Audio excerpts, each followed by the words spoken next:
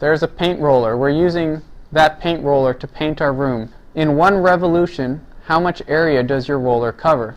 Now when you're rolling that paint roller, the only thing you're really concerned with is lateral area, because the bases are not actually having any paint, the bases are not actually touching the wall, and so this right here we're going to ignore it. We're only going to focus on the lateral area. And so for a cylinder, it was circumference times height, so it's 2 pi r times height. This particular paint roller has a diameter of 2.5 inches. So therefore, in order to use my formula, I can substitute, instead of 2 pi r, I can use the similar formula, which would just be pi d times h. And so making the proper substitutions, I can see my h is equal to 6 inches. And so I will substitute those two pieces in, pi times 2.5 times 6. And so that will leave me with 15 pi.